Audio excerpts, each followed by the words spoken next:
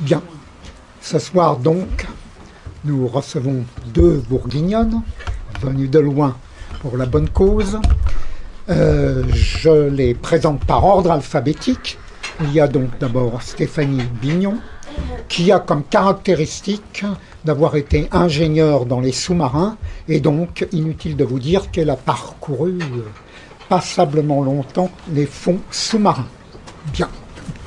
Et elle a d'autres caractéristiques. Elle s'occupe notamment de l'agriculture française, si j'en crois ce que je viens d'entendre, dans une association très justement intitulée Terre et Famille, double programme, comme vous l'entendez.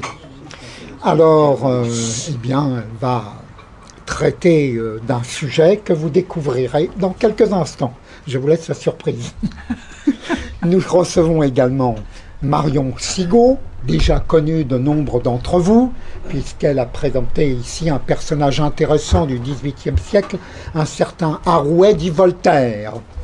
En tout cas, je crois que ça a marqué plus d'une personne ici, qui n'a pas oublié sa prestation. Alors, autrement dit, elle a un autre parcours, bien qu'il aille également dans les tréfonds, nous allons le voir dans quelques secondes. Elle a un parcours d'historienne, quoique je crois que Stéphanie Bignon frôle cela, puisque j'ai vu que le professeur Pierre Magnard s'intéressait à elle. Ah, et oui. Dans mes souvenirs, c'est un excellent historien. Un grand ami. Voilà.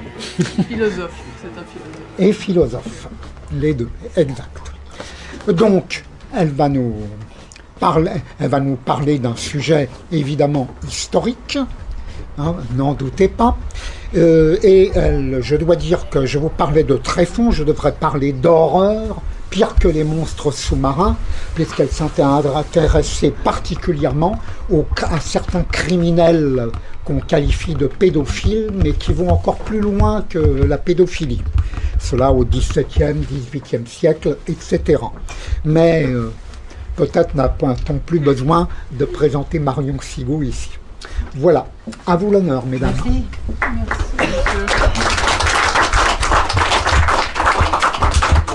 Merci, merci d'être là de nouveau. Je voudrais, avant de commencer à vous raconter ce que j'ai à vous raconter, vous présenter des excuses sur l'horreur du sujet que je vais aborder. Je voudrais vous signaler que je n'éprouve aucune espèce de plaisir à utiliser certains mots et à faire certaines descriptions. J'en suis désolée, on est obligé, quand on veut dénoncer des sujets atroces, de naviguer entre la nécessité de dire les choses et la nécessité de se retenir pour ne pas donner des gages aux pervers. Voilà. Donc je navigue entre ces deux nécessités depuis maintenant plus de 15 ans. C'est très difficile. Je vais dire des choses qui sont vraiment, qui vont vous écorcher les oreilles, comme elles m'ont écorché les yeux quand je les ai lues, et comme elles vont m'écorcher la bouche. Je vais essayer d'aller le plus possible dans la retenue, mais quelquefois je me lâche et quelquefois c'est pas joli à entendre. Voilà. Donc je vous présente mes excuses pour ça. C'est pas moi qui veux ça, c'est le sujet. Voilà. À l'origine de ce que nous allons dénoncer aujourd'hui, il y a un épisode de notre histoire récente qui s'appelle la révolution sexuelle. Qu'est-ce que la révolution sexuelle? La révolution sexuelle est un phénomène d'importance planétaire qui a secoué le monde à la fin des années 1940 et dans le courant des années 1950 à l'issue d'un rapport d'un certain monsieur Kinsey. Ce monsieur Kinsey, Alfred, américain de naissance, a changé la vision que les Américains avaient d'eux-mêmes et de leur sexualité. Cet Alfred Kinsey, qui était chercheur et qui avait une chaire à l'université américaine, a publié 2 rapports qui ont fait savoir aux Américains plusieurs choses absolument traumatisantes. La première est que, contrairement à ce que les Américains croyaient d'eux-mêmes, le vagabondage sexuel était la norme. L'homosexualité était une pratique courante.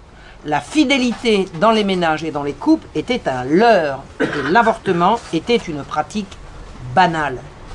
Dans ces années-là, les Américains étaient persuadés, collectivement, d'être chastes, fidèles, de respecter la vie et de ne jamais pratiquer l'avortement qui, de toute façon, était une chose absolument, je ne peux pas dire impossible à pratiquer, mais extrêmement dangereuse. Aller prétendre dans les années 40 et 50 que l'avortement était une pratique banale, c'était avancer la nécessité d'expliquer comment on aurait pu faire tant la législation était sévère. Or, ce que fut le rapport Kinsey, ça a été de dire aux Américains et à la face du monde, tout ce que vous croyez sur vous-même est faux et toutes ces pratiques que vous prétendez dénoncer, vous les pratiquez à grande échelle. Kinsey, Alfred, a inventé et promu à l'échelle de la planète entière l'idée selon laquelle la sexualité humaine peut être et doit être étudiée de manière scientifique, avec des observations et avec des conclusions et avec des rapports et des conclusions susceptibles d'être reproduites, c'est-à-dire qu'il a fait de la sexologie, de la sexualité, une matière scientifique. Alors la sexologie existait avant lui, mais il a inventé la sexologie moderne. Et il a créé l'Institut Kinsey, qui a pignon sur rue aux États-Unis et surtout qui a ses entrées à l'Organisation des Nations Unies. L'ONU reconnaît l'Institut Kinsey comme étant un institut scientifique comment dirais-je, d'utilité publique mondiale absolument important, absolument essentiel.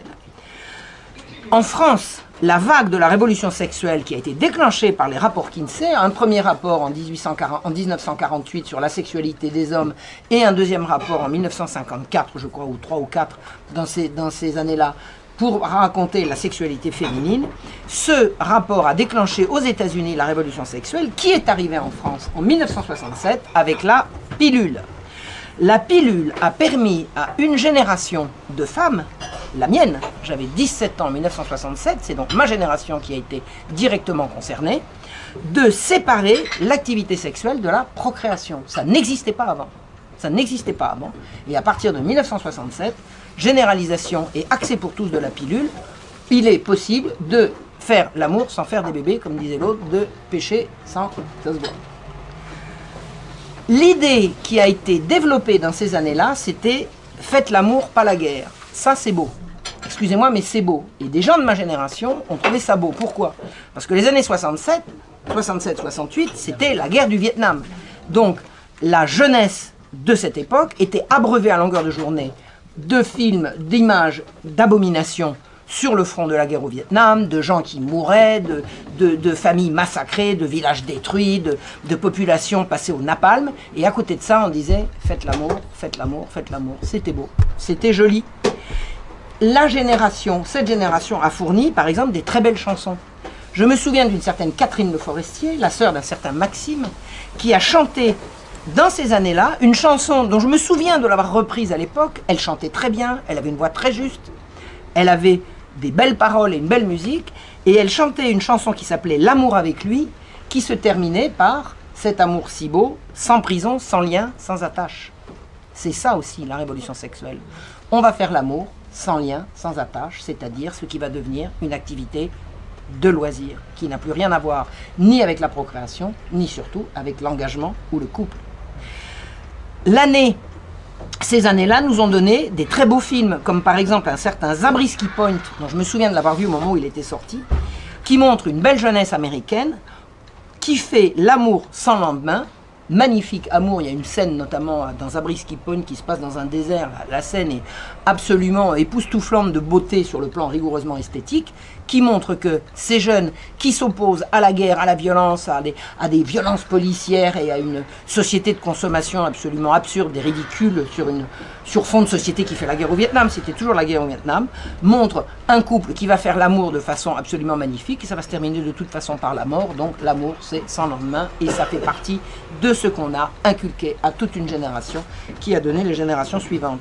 1969, c'est également l'année Woodstock, si vous vous souvenez. Woodstock, c'est un lieu à 200 km de New York, dans lequel, pendant 3 jours, des centaines de milliers de jeunes, on dit jusqu'à 500 000, ont été aspergés de LSD par des avions de l'armée américaine au son d'une musique rock complètement ahurissante, pataugeant dans la boue et dans la promiscuité sexuelle. On a appelé ça 3 jours de paix et de bonheur et d'amour. La révolution sexuelle, c'est ça, c'est là que ça a commencé. Et je vous dis, je vais pas en être fier, je vais pas en être triste, triste je peux, j'ai pas non plus à en avoir honte, mais c'est ma génération qui l'a pris sur la figure. Et c'était ma jeunesse, voilà. Cette génération a dissocié le sexe de la procréation. Cette révolution sexuelle a inventé la libération des femmes. On était esclaves, on est devenus libérés. Et cette génération, cette libération sexuelle a également libéré les homosexuels. Vous en avez forcément entendu parler. Les homosexuels sont des gens rigoureusement opprimés. Ils l'étaient jusqu'à la révolution sexuelle. Et à partir de 1967, 68, 69 vont émerger des mouvements de libération des homosexuels. Et puis, les années passant, on en est arrivé à découvrir la pédophilie. Je vous passe le processus, vous avez compris. 1977, une pétition circule en France pour demander la libération de pédophiles odieusement emprisonnés par une société qui n'y comprend rien, qui veut empêcher les gens de s'aimer, etc. Parmi les signataires de cette pétition, un certain Bernard Kouchner, un certain Jacques Lang et beaucoup d'autres, et entre autres un certain Sartre et une certaine Madame de Beauvoir qui ont odieusement mis leur nom sur cette pétition demandant qu'on arrête de poursuivre des gens qui font l'amour avec des enfants. Des enfants, c'est la suite logique de ce qui précède. 1977, la fameuse pétition. 1996, faisons un bond de 20 ans. Qu'est-ce qui se passe dans cette année-là? On découvre avec horreur la prédation sur enfants. 1996, c'est le congrès de Stockholm, au cours duquel, pendant l'été, la réalité d'enlèvement d'enfants et de viol d'enfants par des sociétés organisées situées au cœur des États. Cette dénonciation n'a servi rigoureusement à rien qu'à donner des cauchemars aux gens qui l'ont suivi, mais ça n'a été suivi d'absolument aucune décision essentielle. 1996, c'est également la découverte de l'affaire Dutroux. L'affaire Dutroux. Le mot pédophile apparaît dans le public, ça n'existait pas avant. Y aurait-il un lien entre ceci et cela, entre la révolution sexuelle et cette dérive? Vous avez compris, moi j'y vois un lien, il paraît qu'il n'y en a pas, c'est évident qu'il y en a. Et la suite, ça a été, dans les années qui ont suivi, l'abominable affaire d'Outreau, dans laquelle vous avez des enfants qui ont été reconnus par la justice victimes d'attouchements par des adultes qui ont tous été acquittés. C'est-à-dire que les enfants étaient victimes, mais il n'y avait pas de coupable. C'est quoi la vérité? La vérité qui se cache derrière ce rapport Kinsey, c'est que Kinsey était un pervers. Et que sa fameuse recherche scientifique était une escroquerie. Le pédophile n'aime pas les enfants, quoi qu'on en dise. Il les consomme, il les détruit. Pédophile, ça veut dire qu'il aime les enfants. Un pédophile consomme les enfants. Et il les détruit, il en détruit l'enfance. La libération des femmes a été une aliénation sans nom des femmes. Je ne suis pas féministe. Je l'ai été parce que j'ai marché dans toutes ces combines. Quand j'ai compris que ce qu'on appelle la libération des femmes, ça a été le remplacement d'un stéréotype plaqué sur les femmes par un autre stéréotype dans lequel les femmes n'ont aussi peu de latitude de s'exprimer et de dire ce qu'elles veulent véritablement qu'elles l'avaient avant. Et c'est même encore pire maintenant parce que la pression est absolument phénoménale. Aujourd'hui, la famille n'est plus constituée de parents avec leurs enfants. C'est quelque chose d'absolument bizarre. Un homme, 2 hommes, 3 hommes, pourquoi pas 7, 8, on ne sait pas. Et surtout, à l'heure actuelle, et c'est, vous n'allez peut-être pas me croire, mais c'est comme ça, on fait la promotion de la sodomie dès l'école maternelle. Vous ne me croyez pas? Eh bien, je vais vous dire. Je vais vous expliquer. Ça, c'est vrai. J'ai découvert un document publié par les Nations Unies. Un document écrit par l'Organisation internationale du planning familial. L'Organisation internationale du planning familial, ou IPPF. C'est une organisation raciste, mais raciste dans des proportions que vous n'imaginez pas. Et eugéniste, qui disait dans les années 1920, non, qui disait récemment, parce que dans les années 1920, ça mériterait à soi tout seul une conférence, mais qui disent en préalable et autour de cette déclaration des droits sexuels, les législations qui restreignent l'accès des jeunes au service de santé sexuelle. Santé sexuelle, ça veut dire le droit de coucher avec qui on veut. C'est la santé. Et procréative, on rajoute procréative, on se demande pourquoi, puisqu'il s'agit tout le temps d'avorter et jamais de faire des enfants. Et même celles qui prévoient un consentement obligatoire des parents ou des conjoints doivent être abrogées ou rester inappliquées. Je répète, les législations qui restreignent l'accès des jeunes aux services de santé sexuelle, même celles qui prévoient un consentement obligatoire des parents ou conjoints, doivent être abrogées ou rester inappliquées. Madame Najat Vallaud-Belkacem, qui est encore en place pour quoi? 8 jours? 15 jours? Admettons. La santé et les droits sexuels et reproductifs doivent devenir une question prioritaire. Nous voilà maintenant au cœur de gouvernements qui veulent faire des droits sexuels une question prioritaire. Et vous savez à quoi peuvent se résumer les droits sexuels? C'est le droit de jouir. Le droit de jouir. Je vais vous extraire quelques toutes petites notions de ce qu'on trouve dans ce document hallucinant d'une trentaine de pages. Il s'agit de reconnaître le droit de jouir d'une sexualité indépendante de la reproduction et d'une reproduction indépendante de la sexualité. C'est-à-dire que les gens vont avoir des relations sexuelles, et pas uniquement sexuelles, nous y viendrons plus tard, sans aucune incidence sur leur reproduction, et quand ils voudront faire des bébés, ils le feront de façon indépendante de la sexualité. Ça s'appelle la GPA, ça s'appelle la PMA, ça s'appelle toutes ces horreurs-là. Ça fait partie de la déclaration des droits sexuels inventée par le planning familial et promu par les Nations Unies. Et imaginez-vous que ce droit de jouir d'une sexualité, etc., sera reconnu aux enfants, en fonction de leur, je cite, capacité évolutive, c'est-à-dire en fait de leur âge, mais défini nulle part.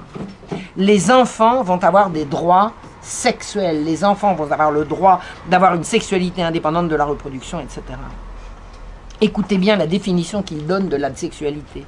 Le plaisir étant un aspect intrinsèque de la sexualité. Ah bon? Ah bon? Le droit de rechercher, d'exprimer et de déterminer quand en faire l'expérience ne doit être nié à personne. On ne pourra pas vous empêcher de coucher avec qui vous voulez, comme vous voulez, quand vous voulez. Un droit. Vous imaginez un droit. On va mettre un juge dans la sexualité des gens. Et si vous mettez un juge, il faudra mettre un flic par la même occasion. Les droits sexuels tels que promus dans ce document que je vous conseille d'aller regarder, Déclaration des droits sexuels, IPPF, Organisation des Nations Unies. Tous les gens qui savent faire 3 clics avec Internet peuvent trouver ce document. Les droits sexuels sont promus à l'échelle de la planète. Et en France, ils sont présents à l'Éducation nationale, au ministère de la Santé, au Haut Conseil de la Santé publique, au ministère de l'Enseignement supérieur, au Haut Conseil à l'égalité entre les femmes et les hommes, qui dépend un machin qui dépend du Premier ministre, à l'UNESCO. L'UNESCO, c'est l'Agence des Nations Unies qui s'intéresse à la culture. Dans les syndicats d'instituteurs, le SNUIP, FSU, veut éduquer contre l'homophobie dès l'école primaire. Il concerne également le ministère du droit des femmes, le ministère de la justice, le ministère des affaires sociales. Tout le monde sur le pont, droit sexuel pour tout le monde. Or, il n'existe pas de civilisation dans l'histoire qui n'ait porté la maîtrise de ses pulsions comme une règle d'or et un prérequis de la vie en société. Les droits sexuels remettent ce prérequis en cause. Tout le monde a le droit de jouir. Et il sera interdit de l'empêcher. On marche sur la tête, on est au pays des fous. C'est une entreprise de destruction de notre civilisation et de la vie humaine. Savez-vous ce qu'on promeut à l'école? À l'école, il est question maintenant de faire de l'apprentissage et de l'éducation, non pas sexuelle, mais à la sexualité. Vous saisissez la nuance? L'Organisation mondiale de la santé, agence des Nations Unies, a publié, disponible sur Internet, les standards pour l'éducation sexuelle en Europe. Ça a été publié en 2010. C'est, alors là, je vous le dis, hein, si vous me demandez si je suis féministe, je vais vous répondre, une majorité écrasante de femmes qui ont rédigé cette horreur. On les voit, on a leurs photos, on a leur nom. Il doit y avoir 1 ou 2 types au milieu d'une 50aine de bonnes femmes. Complètement siphonnés. Qui disent, la psychologie, je cite, et plus spécialement la psychologie du développement, montre que les enfants naissent sexués. Qu'est-ce que ça veut dire, les enfants naissent sexués? Si ça veut dire qu'ils naissent avec un sexe mâle ou femelle, on n'a pas besoin d'eux, on est d'accord, hein? Comme dirait le docteur Dor, dès le moment où le spermatozoïde rencontre l'ovule, il y a un sexe mâle ou féminin. On n'a pas besoin des droits sexuels pour les comprendre. Naissent sexués, ça veut dire que les enfants, dès la naissance, ont des pulsions sexuelles, c'est-à-dire de recherche de plaisir d'ordre sexuel, c'est-à-dire de plaisir de contact avec autrui.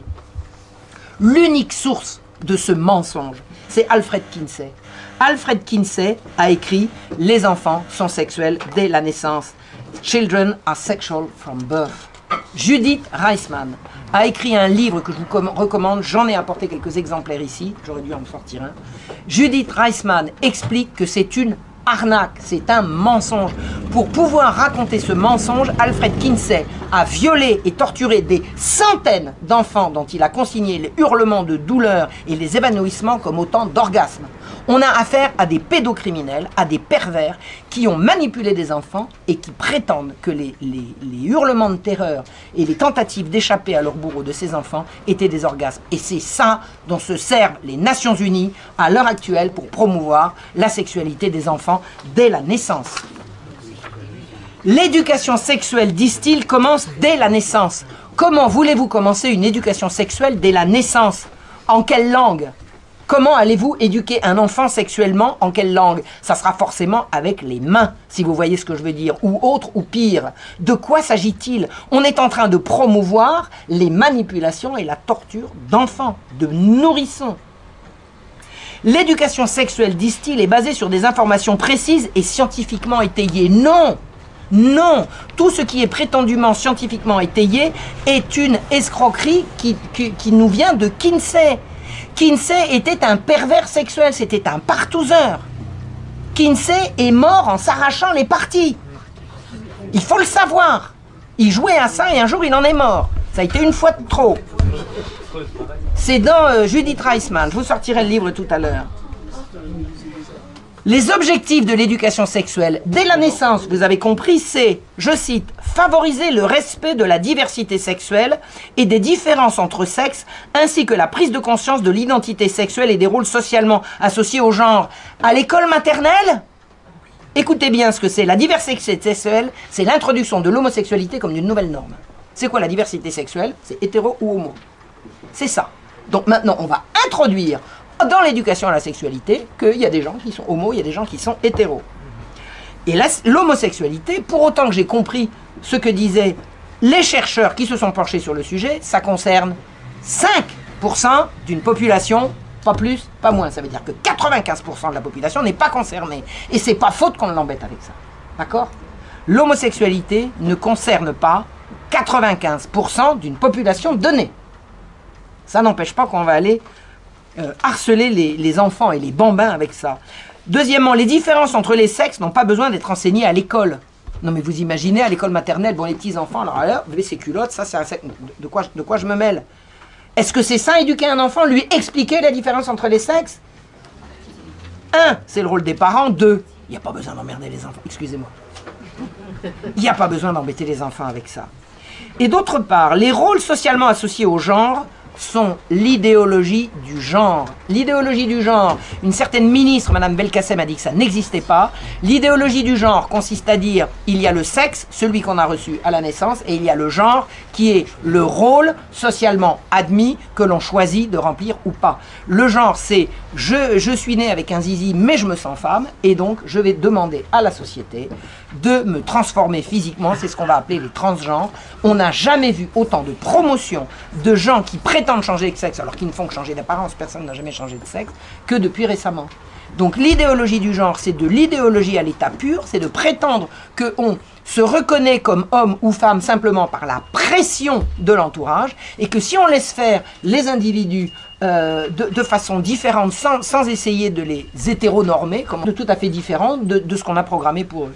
Or, ça n'est que de l'idéologie, il n'y a aucune caution scientifique à la théorie du genre. Aucune. Beaucoup de gens se sont penchés sur le sujet. Si vous trouvez un scientifique digne de ce nom qui valide cette théorie complètement aberrante, vous me direz qui, et je veux bien rectifier le tir. Pour l'instant, je sais que ça n'existe pas.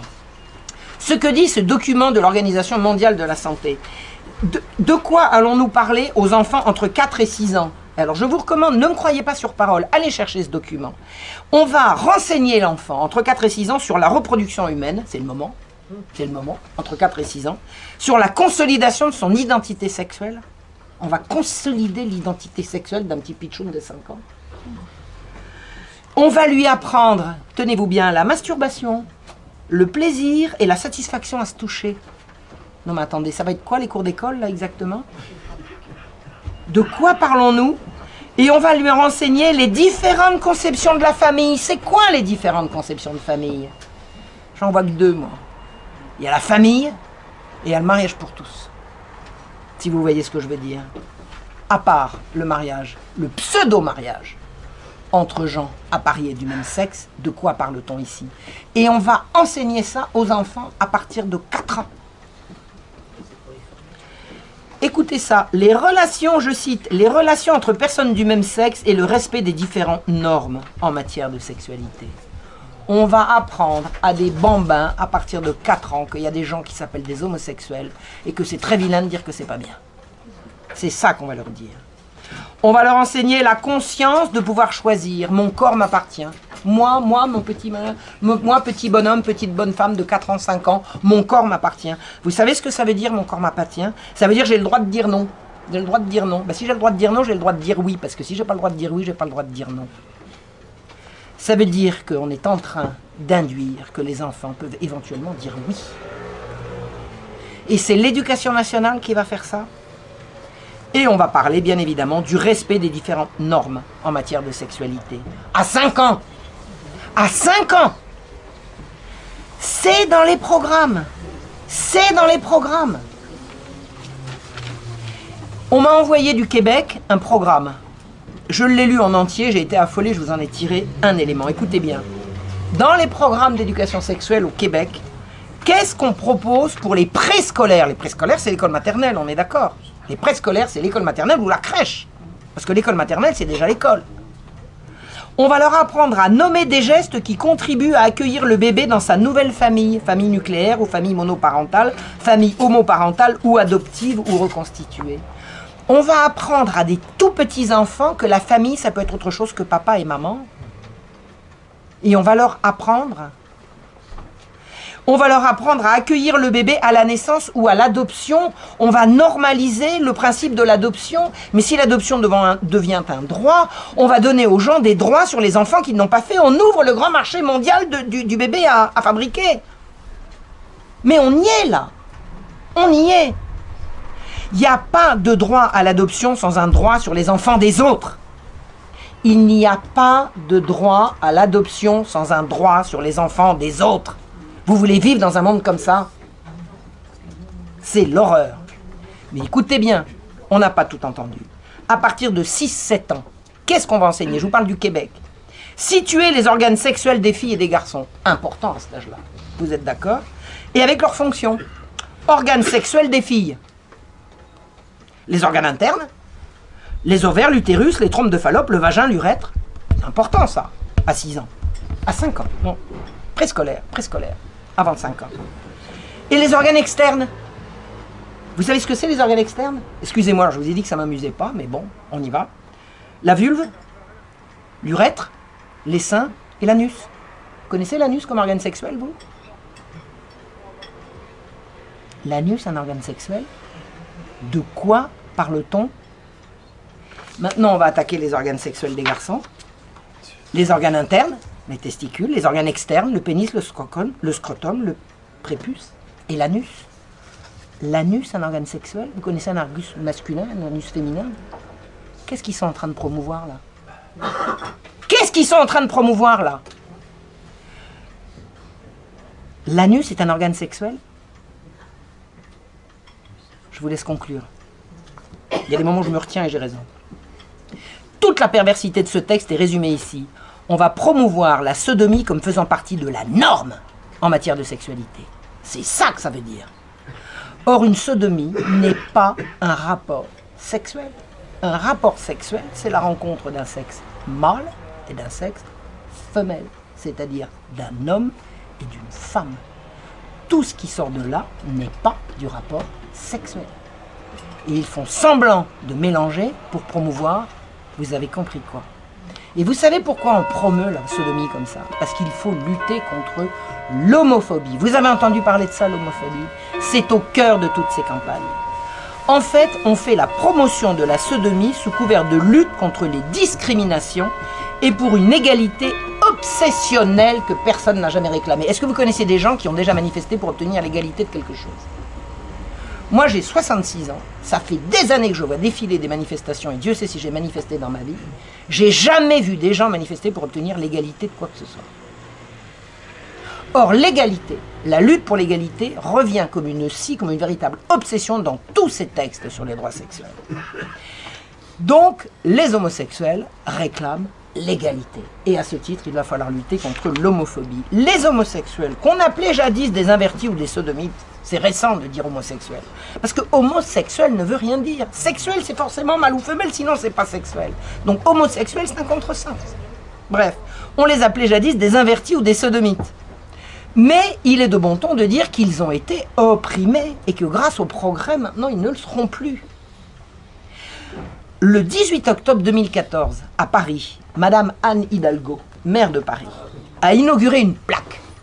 Et j'ai suivi l'événement avec passion, parce que c'est un épisode que je connais très bien.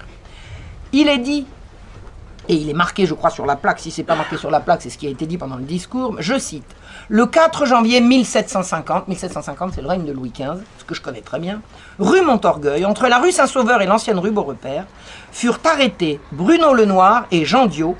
Condamnés pour homosexualité, ils furent brûlés en place de Grève le 6 juillet 1750. Ce fut la dernière exécution pour homosexualité en France. » Fermez le banc. Et vous avez, le jour de l'inauguration de la plaque, le banc et l'arrière-banc de la mairie de Paris, de toutes les associations LGBTQI et tout ce que vous voulez, qui sont venus dévoiler la plaque et montrer à quel point c'était magnifique de rendre hommage aux 2 derniers homosexuels brûlés vifs. Ils n'ont pas dit vifs, mais moi j'ai entendu. Pour cause uniquement parce qu'ils étaient homosexuels. Alors maintenant, je vais vous dire ce que je sais, moi, de l'exécution de Diot et Lenoir, parce que figurez-vous que c'est pas justement en plein dans ce que je connais, de ce que je connais le mieux du siècle de Louis XV. Ces 2 garçons ont été arrêtés, non pas parce qu'ils étaient homosexuels, mais parce qu'ils se sodomisaient dans la rue, figurez-vous. Et ça, c'est pas permis. Bon. Ils auraient été un homme et une femme, pris à faire la même chose, c'était le même tarif. C'est-à-dire que c'est pas leur homosexualité qui est mise en cause, c'est la sodomie. Qui, depuis qu'il y a des civilisations, condamne et condamné, voilà. Alors, que ça mérite d'être brûlé ou pas, ça c'est un autre débat. Moi je pense que brûler les gens c'est particulièrement atroce et je suis pas forcément partisan, je suis même pas partisan du tout, mais je veux dire, de quoi parlons-nous? C'est pas parce qu'ils sont homosexuels qu'ils ont été brûlés vifs. En plus de ça, ils ont été brûlés morts. Ça, je vous le signale. Si vous entendez dire que des homosexuels ont été brûlés vifs, sachez que c'est pas vrai, on les étrangle avant. C'est comme ça. Et ils ont été exécutés, non pas uniquement parce qu'ils ont été pincés à faire ce qu'ils avaient fait, mais c'est parce que, à cette même époque, et c'est le sujet de mon livre La Marche Rouge, Paris était sans dessus dessous parce que la police enlevait des enfants et que des soupçons de trafic d'enfants pour des réseaux pédocriminels, on ne disait pas le mot mais la chose était parfaitement identifiable, la population parisienne était sans dessus dessous et voulait absolument se faire des juges. Donc quand ces 2 sodomites ont été pincés en pleine rue, normalement ils auraient dû être admonestés, fouettés, arrêtés 15 jours à Bicêtre et relâchés dans la nature avec une forte recommandation de travailler pour la police pour pas que ça leur arrive de nouveau, et les choses se seraient passées comme ça. Or, ils ont été exécutés, après avoir été dûment étranglés, pour donner le change à la population parisienne qui disait « les juges protègent les pervers ». C'est-à-dire qu'en fait, Diot et Lenoir ont été exécutés, non pas parce qu'ils étaient homosexuels, mais 1, parce qu'ils sont sodomisés en pleine rue, et 2, parce que les juges ont voulu ne pas paraître trop coulants avec les déviants sexuels à une période où Paris était en état d'insurrection. Voilà, voilà la vérité, ce qu'il faut dire. Et c'est pas ce que dit Madame Hidalgo. Voilà. Donc, partant de ces faux constats, je veux dire, il n'y a pas eu... Moi, tout ce que j'ai étudié de procès d'homosexuels dans l'Ancien Régime, je ne remonte pas au Moyen-Âge, pour moi l'Ancien Régime, ça commence à partir de la fin du Moyen-Âge. L'Ancien Régime, c'est grosso modo 17e, 18e siècle. Toutes les arrestations d'homosexuels et les exécutions d'homosexuels, c'est jamais pour homosexualité, c'est pour viol, corruption de mineurs et pédocriminalité. Voilà. C'est tout. Je ne connais pas. Si vous connaissez un exemple d'homosexuel qui a été condamné uniquement parce qu'il était homosexuel et qu'entre adultes consentants il a fait ce qu'il voulait, vous me donnez son nom et le numéro de dossier. J'irai vérifier. Pour l'instant, j'ai étudié le problème, je n'en ai pas trouvé. C'est-à-dire que tous les gens qui ont été condamnés, c'était pour violence et corruption de mineurs. Voilà. Donc, en fait, ce qu'on fait maintenant, sous couvert de lutte contre l'homophobie, on fait la promotion de la sodomie à tous les étages. Hein, vous avez vu que ça commence à l'école maternelle, où on va expliquer aux gosses qu'un anus, c'est un organe sexuel.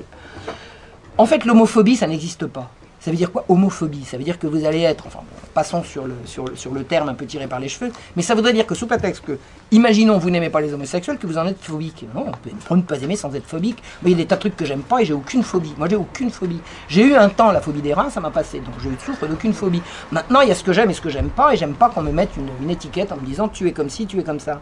En plus, ce qui est dénoncé n'existe pas. Moi, je vis dans une campagne où un couple d'homosexuels s'est fait élire l'un maire de la commune et le deuxième premier adjoint, en pleine campagne. Bon, alors, c'est quoi l'homophobie? C'est quoi? C'est où? Ça n'existe pas. Les Français sont extrêmement tolérants du moment qu'on ne les agresse pas et qu'on ne vient pas leur faire de l'exhibition. Tout le monde s'en fiche en France. Donc l'homophobie, c'est un truc qui n'existe pas. Maintenant, il y a un truc, il y a une chose qui s'est faite en France en 2004 et qui est particulièrement pervers et pernicieux, c'est ce qu'on appelle la loi Nouchet. Alors, en 2004, un homosexuel qui s'appelle Sébastien Nouchet a été, tenez-vous bien, brûlé vif uniquement parce qu'il était homosexuel. Alors, cet homosexuel qui vivait avec un monsieur, un jour a fait une déclaration, ce qu'on appelle un coming out, parce qu'il faut toujours aller chercher des mots étrangers quand on veut exprimer des choses. Ça veut dire qu'il a révélé son homosexualité et il a été brûlé vif. Il y a des photos qui ont circulé de Sébastien Nouchet avec la figure, c'est abominable. C'est abominable. Alors, le garde des Sceaux, un certain Dominique Perben, a dit oh, « J'ai été bouleversé par ce qui est arrivé à Sébastien Nouchet ». Alors, Sébastien Nouchet a été reçu, alors, je ne sais pas si c'était à l'Élysée, enfin ça vous rappelle l'affaire Théo, machin chouette, là. Il a été reçu, les parents ont été reçus, la télévision est venue, ah, le pauvre, le pauvre. Et qu'est-ce nous a dit Dominique Perben? Il a été à ce point bouleversé qu'il a présenté immédiatement un projet de loi qui a été adopté le 30 décembre de la même année, 2004. Et écoutez bien ce que dit Dominique Perben, ce qu'il a dit. La loi contre l'homophobie, c'est la loi Nouchet. Je cite. Cette loi, c'est au fond, quelque part, la loi Nouchet, pour faire prendre conscience à chacun qu'il est hors de question de s'en prendre comme ça à des minorités, quelles qu'elles soient. Alors c'est grand, c'est beau, c'est le progrès, d'accord, hein? On n'a pas le droit, quand même, c'est scandaleux de brûler des gens sous prétexte qu'ils sont homosexuels. Alors si on veut... Je vous signale qu'on n'a pas le droit de brûler des gens pour une autre raison non plus. Hein. Enfin, je vous le signale, si jamais vous avez... De temps en temps, il va falloir le rappeler. Hein, il va falloir le rappeler. Mais je vais vous expliquer le problème avec la loi Nouchet. Parce que c'est le ministre qui s'en vante. Hein. C'est lui qui dit que la loi contre l'homophobie, c'est la loi Nouchet. Mais écoutez bien, le seul problème dans cette affaire, c'est que l'agression dont a été victime Sébastien Nouchet n'était sans doute pas une agression homophobe. Et non seulement c'était pas une agression homophobe, mais c'était pas une agression non plus. C'est-à-dire que le gars, il s'est brûlé tout seul. Et il a des associations qui sont venues voir en disant on va les raconter que ci, que là. Le gars qui a été mis en prison immédiatement et contre lequel tout le monde s'est rué en disant homophobe, homophobe, etc. Il a été relaxé par la justice, il n'y a aucune charge contre lui. C'est-à-dire que la loi Nouchet est une loi qui est passée sur une arnaque journalistique. Donc désormais, agresser un homosexuel, c'est définitivement plus grave que d'agresser un non-homosexuel. Pourquoi? Parce que... Maintenant, je voudrais également attirer votre attention sur un tout petit truc, parce que là, j'y tiens. C'est Dominique Perben qui a fait passer cette loi Nouchet. Il faisait partie du gouvernement Raffarin sous la présidence de M. Chirac. Alors, pour ceux qui s'imaginent que les vicelards, c'est uniquement du côté des socialistes, je voulais spécifier la chose quand même. Voilà. Maintenant, qu'est-ce que c'est que les violences homophobes? Vous savez pourquoi il faut faire la promotion de la lutte contre l'homophobie? C'est parce que les homosexuels sont victimes de violences homophobes. Il n'y a pas, je dis bien, il n'y a pas de statistiques crédibles sur un prétendu fameux taux de suicide des homosexuels et encore moins de statistiques crédibles sur le fait que ceux qui se suicident se suicideraient en raison d'agressions homophobes. C'est-à-dire que c'est une arnaque totale. Totale. Il n'y a pas d'homophobie.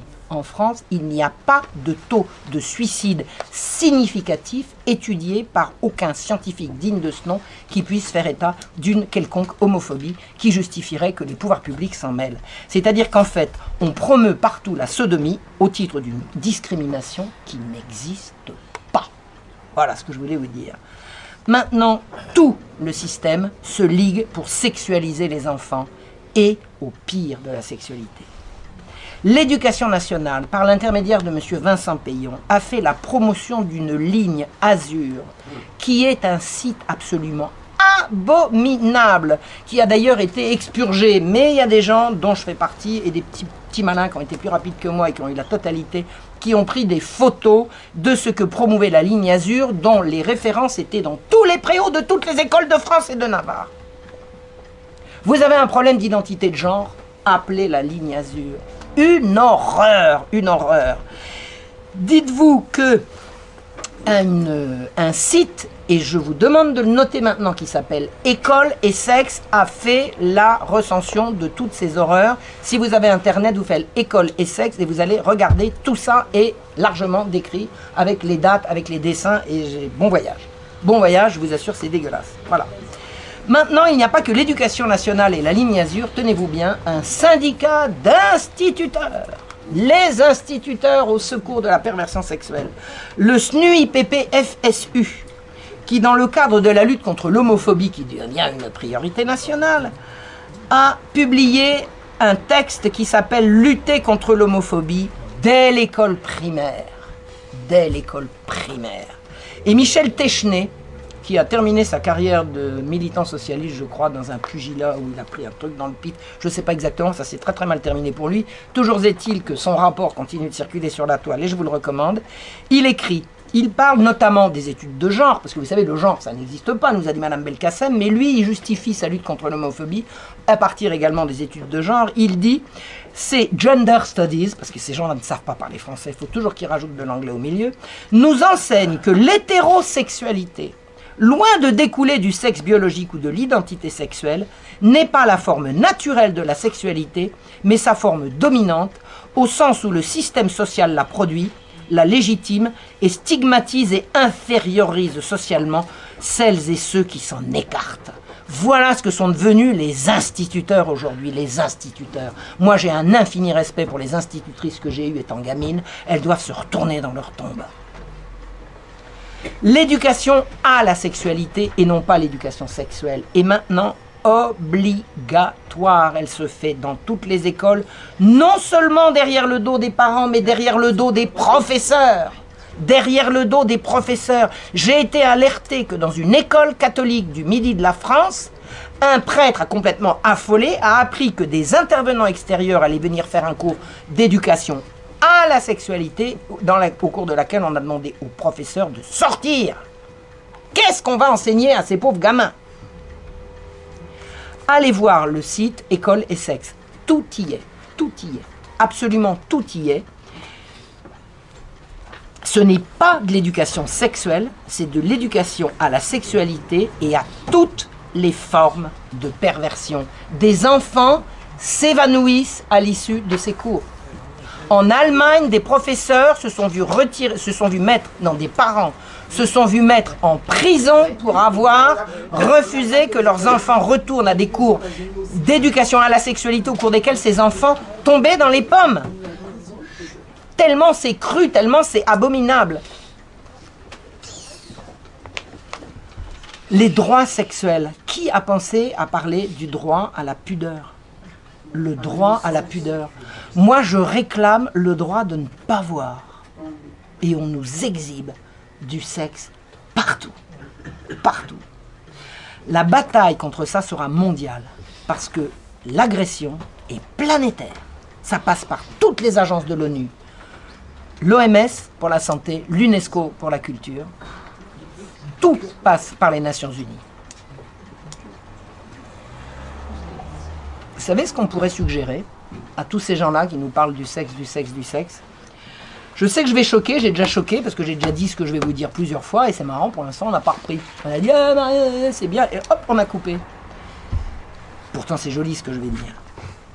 Si on faisait l'amour par amour, par amour, si on ne faisait l'amour que par amour des enfants, par amour de l'autre et par amour de soi, faire l'amour par amour, dans l'intimité du couple, par amour de la vie et du sacré, tous les problèmes seraient résolus. À nous de choisir. À toi.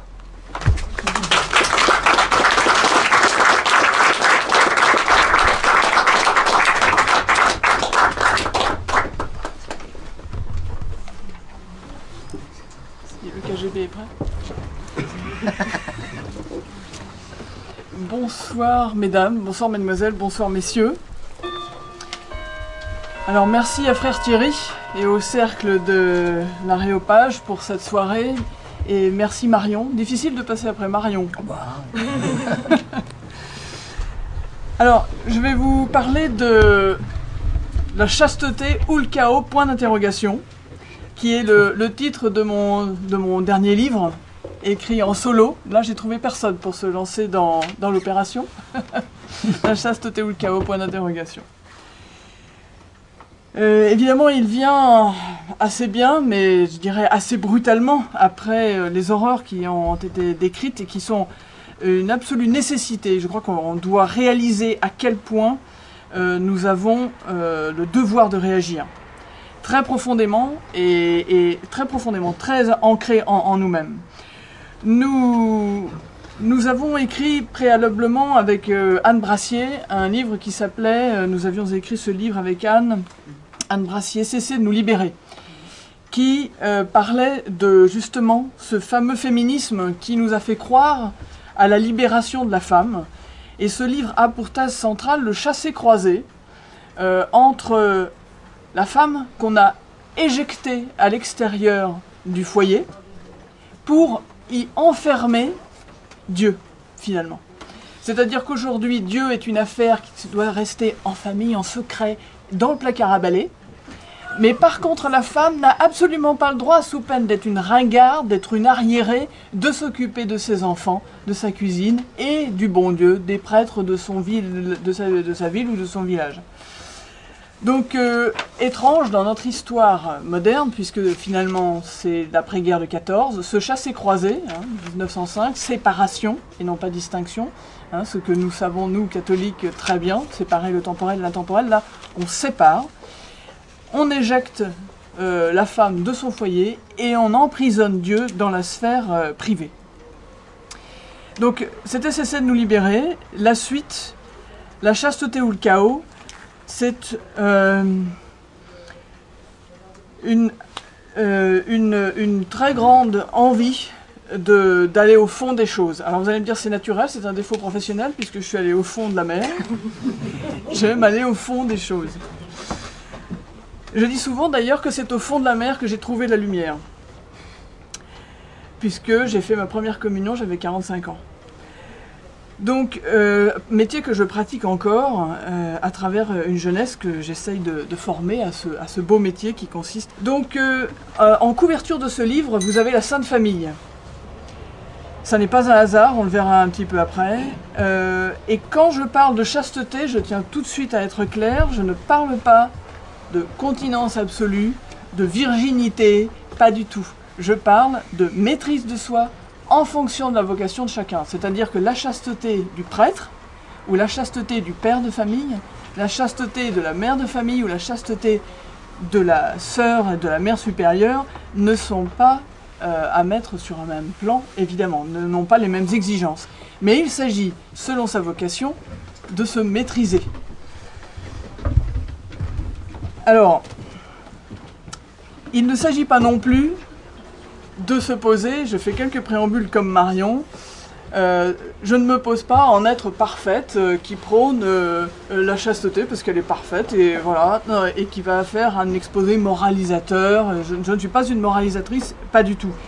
C'est précisément parce que je sais qu'on n'est pas parfait, et je sais combien je ne suis pas parfaite, que j'ai besoin du guide qu'est la Sainte Famille, qu'est le Christ, parce que précisément je sais combien nous sommes fragiles et imparfaits.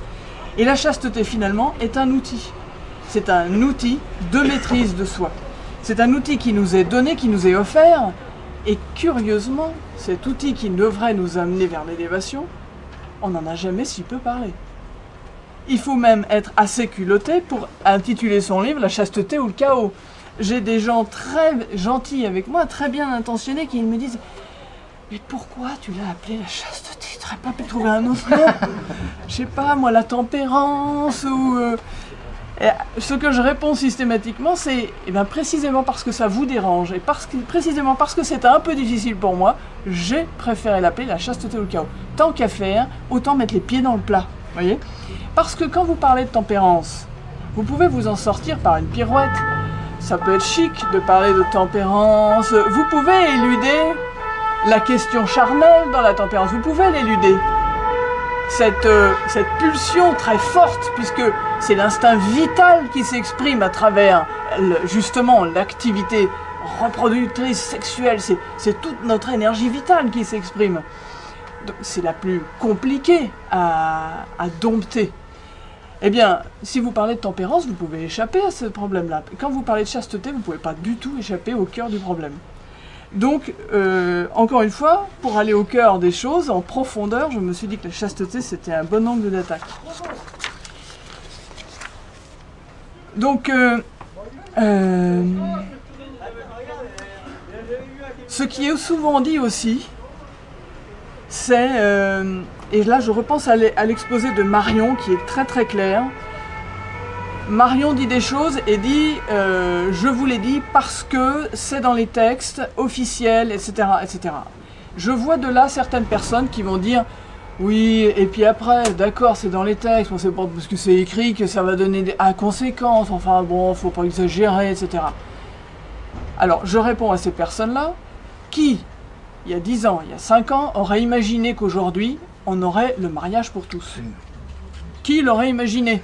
Je dis à ces gens incrédules, qui aujourd'hui peuvent nous regarder avec des yeux, dire « Mais qu'est-ce que c'est que ces deux folles ?» Ben oui, mais attendez, c'est pas nous qui sommes folles, c'est que l'urgence devient absolument visible. Ne pas le voir, c'est ou être complètement abruti, ou être, je dirais, mal intentionné. Enfin, il y a quelque chose, ou alors d'une lâcheté sans nom, voyez. Donc on ne peut pas ne pas le voir, c'est pas possible.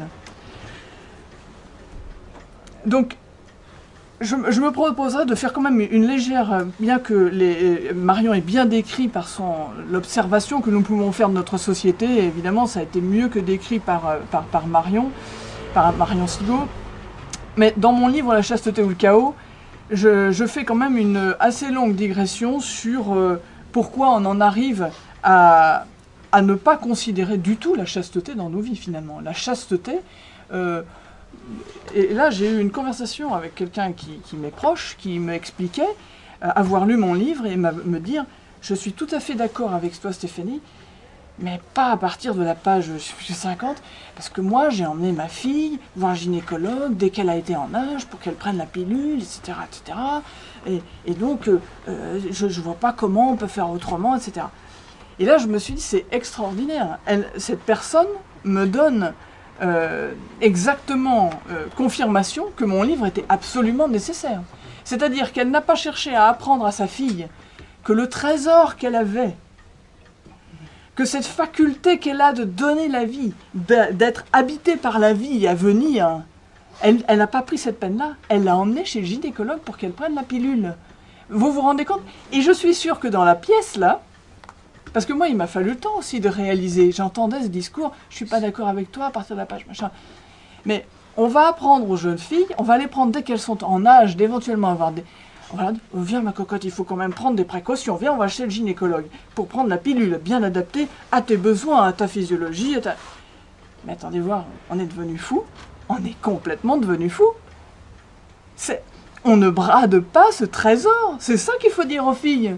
On ne brade pas ce trésor, mais c'est les chosifier dès le plus jeune âge. C'est en faire des choses. C'est tellement grave que la puissance, et là j'en parle beaucoup dans mon livre, la puissance masculine, c'est une puissance extraordinaire. Vous comprendrez bien que en nous amalgamant tous les uns les autres, on peut tous être interchangeables, tout ce machin, on oublie la faculté extraordinaire d'un homme, la faculté extraordinaire d'une femme. Un homme peut créer la vie peut créer la vie. Donc il y a une puissance chez l'homme et il y a une puissance réceptive chez la femme de transformation, de don d'elle-même absolument extraordinaire. Et c'est d'abord ça qu'il faut expliquer aux adolescents. C'est cette extraordinaire puissance vitale qui est en eux, en tant qu'homme et en tant que femme. Alors, pourquoi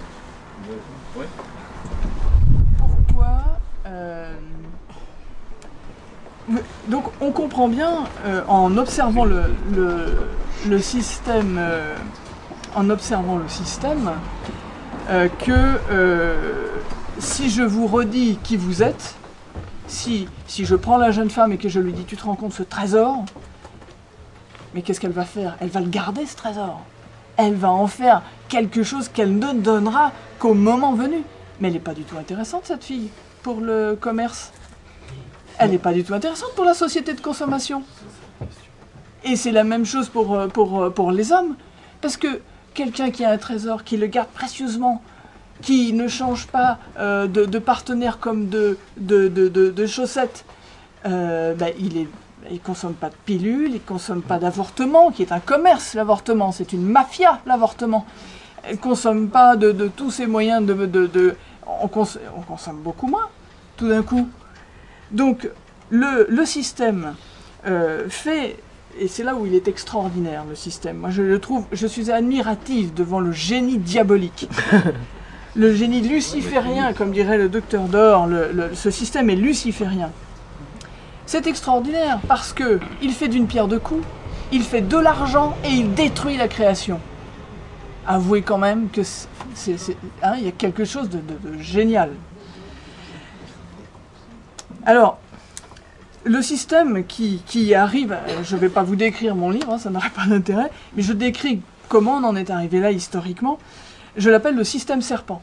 Ce système qui s'insinue et qui finalement nous rappelle aussi la Genèse, et qui va vous prendre à la gorge, qui va vous étouffer. D'ailleurs, je cite dans mon livre un passage que j'ai découvert en regardant les linteaux romans, et j'en ai demandé confirmation à des spécialistes. Je parle de Pierre Perrier. Vous savez, en araméen, Neshama, c'est l'âme. Mais Neshama, c'est la gorge, en fait. C'est la gorge, parce que la gorge, c'est l'interface. On est corps, âme, esprit. Et l'âme, c'est l'interface entre le corps et l'esprit. Et cette interface, de façon incarnée, c'est la gorge. Parce que par la gorge passe le souffle, passe la parole, passe ce qu'on mange, passe ce qu'on boit. Par la gorge passe tout. Et vous remarquerez, maintenant je fais attention, sur certains linteaux romans ou certaines représentations romanes, vous voyez Adam, après avoir mangé du fruit défendu, tendu par le serpent, se tenir la gorge. En fait, il a mal à l'âme. Et qu'est-ce que c'est qu'une mère, future potentielle mère qui a avorté, qui s'est laissée tenter par le serpent tentateur? C'est une femme qui aura mal à l'âme. Et l'homme qui aura laissé faire ou même poussé, ou qui aura été victime d'une décision prise de façon sans être consulté, ce sont des personnes qui définitivement auront mal à l'âme. Donc, ce système libéral, on en parle souvent avec Marion, et j'avoue avoir beaucoup approfondi la question avec Marion. Ce système libéral est un système abouti de destruction de la société, de la création. Et je vais citer Jacques Attali. Vous m'excuserez. Et oui, on est obligé de passer par là. Jacques Attali nous dit dans son livre, et je le cite dans mon livre également, Jacques Attali nous dit dans son livre « Les Juifs, le monde et l'argent », Histoire économique du peuple juif, ça c'est le titre, ouvrez les guillemets, « L'argent est comme le bétail, une richesse fertile, et le temps est un espace à valoriser. » Autrement dit, quand le temps devient un espace à valoriser, ça veut dire qu'il n'y a plus de gratuité.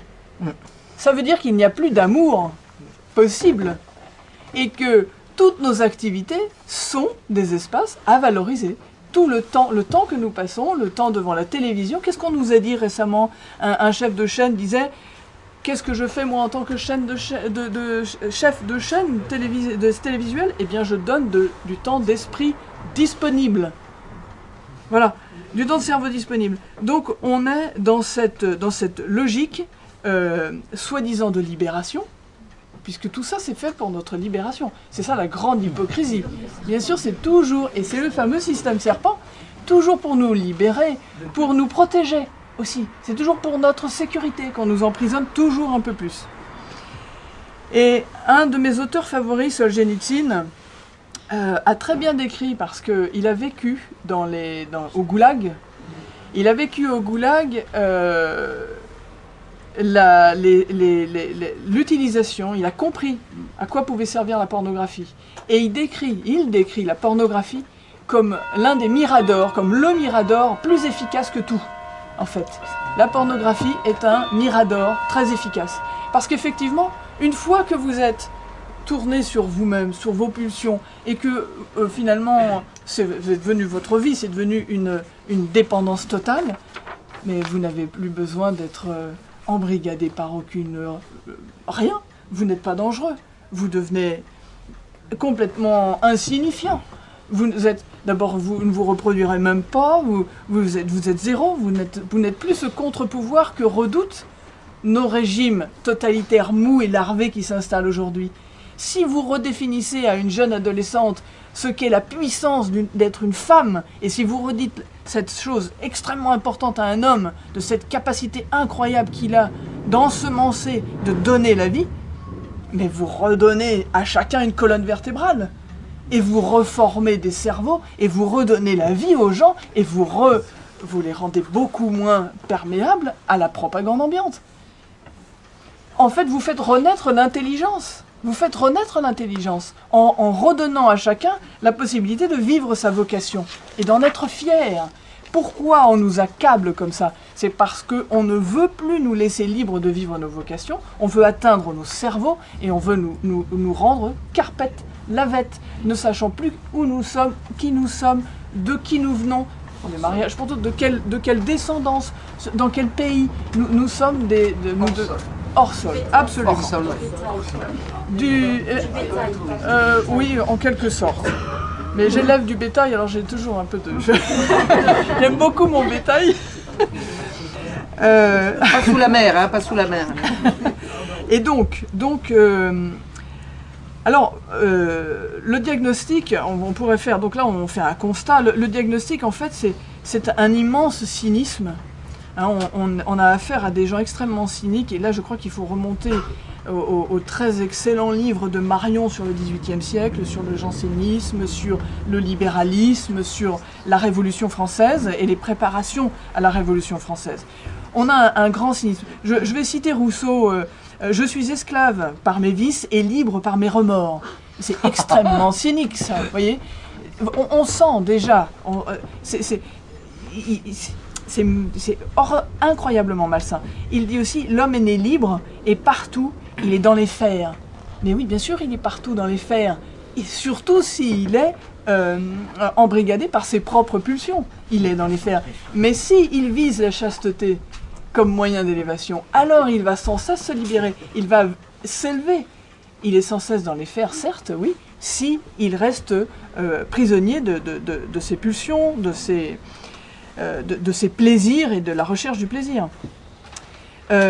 Diderot, je le cite aussi, si la raison, c'est assez connu ça, si la raison est un don du ciel, et que l'on en puisse dire autant de la foi, le ciel nous a fait deux présents, incompatibles et contradictoires. C'est-à-dire qu'il met en opposition raison et foi. Là, on comprend pourquoi on en est là. C'est dramatique. Hein, c'est que, en fait, si vous êtes un être raisonnable, vous n'avez pas la foi. Enfin, c'est ridicule d'avoir la foi. C'est complètement incroyable. Au XXIe siècle, avoir la foi. Non, mais enfin, c'est fou. Vous êtes tous des arriérés, hein, moi je vous le dis. Alors, il y a une autre citation beaucoup plus récente, parce que là, c'est juste pour montrer qu'il y a une continuité impressionnante. C'est que Emmanuel Valls a dit « Ayons foi dans la science, dans l'avenir ». Mais comment peut-on avoir foi dans la science? Comment peut-on opposer science et foi? C'est quand même culotté quand on sait que les plus grands chercheurs agronomes, les plus grands scientifiques, les plus grands ont été des moines, ont été des hommes d'église. Donc on ne peut pas opposer science et foi. Donc ces gens-là nous poussent tranquillement, si on n'y prend pas garde, sur des voies sans issue. Ils nous poussent contre le mur, ils nous adossent au mur, ils nous donnent plus aucune chance d'élévation. Quand vous avez dénigré la foi et que des générations l'ont imbibé en eux-mêmes, leur cerveau en est intoxiqué, la foi est une chose ringarde. La vie spirituelle n'existe pas. Et d'ailleurs, je citerai Bernanos qui dit qu'on ne comprend rien à la civilisation moderne si l'on n'admet pas d'abord qu'elle est une conspiration universelle contre toute espèce de vie intérieure. Oh, c'est bien ça. Voilà. Hein?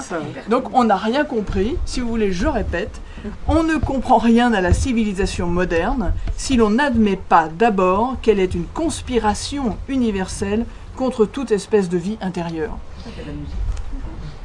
Effectivement, on nous endort. Alors, je dirais que grâce à mon ami le professeur Magnard, j'ai découvert quelqu'un de très peu fréquentable, mais c'est intéressant de savoir d'où vient le mal, comme il est intéressant de connaître Kinsey. D'ailleurs, une vidéo est disponible sur YouTube, puisque Judith nous a fait l'honneur de venir en France à la sortie de son livre, édité par Contre-Culture, qui s'appelle donc Kinsey, la face cachée de la révolution sexuelle, et cette vidéo est disponible sur Internet. Hein. Elle est venue à Paris, donc c'était au mois de décembre dernier. Donc, oui, mon ami le professeur Magnard m'a fait découvrir les horreurs de Gilles Deleuze. Et Gilles Deleuze, c'est quand même fascinant. Il nous parle du corps sans organes. Alors vous allez me dire, quel rapport? Où est-ce que je vais en venir? Mais je vais vous dire, le corps sans organes n'est nullement le contraire des organes, dit-il. Mais ses ennemis ne sont pas les organes, l'ennemi c'est l'organisme. Et donc, c'est-à-dire que, en fait, ce qui nous explique tranquillement, c'est que tous les organes doivent pouvoir se suffire à eux-mêmes et être utilisés pour eux-mêmes, pour le plaisir. C'est-à-dire qu'on va vers l'être tout érogène. On va vers l'être tout érogène. Donc, en fait, il nous dit que... alors je vais vous lire complètement parce que c'est assez énorme et il faut quand même aller jusqu'au bout de la question. Attendez, je suis perdu, je reviens. Hop là. Je vais vous lire ça parce que c'est assez édifiant. Alors, c'est-à-dire une organisation des organes qui leur attribue une fonction fixe. La cohérence de l'activité des organes doit permettre la santé de l'individu. Donc ça, c'est moi qui le dis, c'est ça, hein, on est d'accord. La santé est un équilibre qui permet à l'individu de se maintenir dans l'existence. Mais le corps sans organes propose au contraire, donc là c'est plus moi qui parle, propose au contraire, dans un spasme chaotique, de marcher sur la tête, chanter avec les sinus, voir avec la peau, respirer avec le ventre, chose simple, bien sûr, hein, entité, corps, plein, voyage immobile, anorexie, vision cutanée, yoga, j'ai du mal à lire ça parce que ça ne me colle pas à la peau, vous voyez. Krishna, l'homme, expérimentation, enfin, voilà le langage de Gilles Deleuze. C'est-à-dire que tout l'organisme doit devenir érogène. Tout l'organisme, donc l'anus évidemment. Vous voyez? Donc, et alors, vous allez... Donc tout l'organisme devient effectivement érogène. Et il rajoute, comble du cynisme, qu'il faut déchristiser le corps.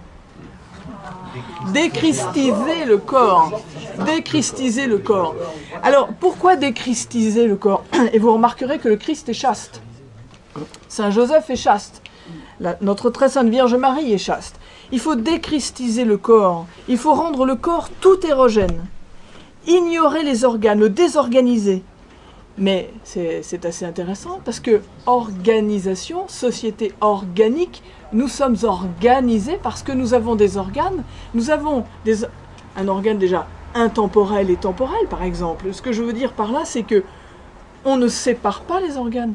Si j'ai une rate qui ne communique pas avec le foie, avec mon système digestif, ma rate, elle ne sert à rien. Et à terme, tout ça, ça meurt. Donc, je distingue, par contre, je ne mélange pas. C'est pas non plus, la rate et le foie ne sont pas le même organe. Et donc, on assiste bien dans notre civilisation à une séparation des institutions, une séparation de l'homme et de la femme, des jeunes et des vieux, des pauvres et des riches, on assiste bien à ça, pour finalement aller vers la mort du corps social, du corps organisé. Donc, encore une fois, pour appuyer ce que disait Marion, c'est que ces gens-là, notre ami, entre guillemets, hein, Gilles Deleuze, il est mort en 1995, il est né en 1925. Quand il a dit ça, tout le monde s'est gossé, probablement tout le monde a beaucoup ri. Mais aujourd'hui, où tout le monde aurait beaucoup ri à cette époque-là, mais aujourd'hui, on y est. On a bien déchristisé le corps social de notre société.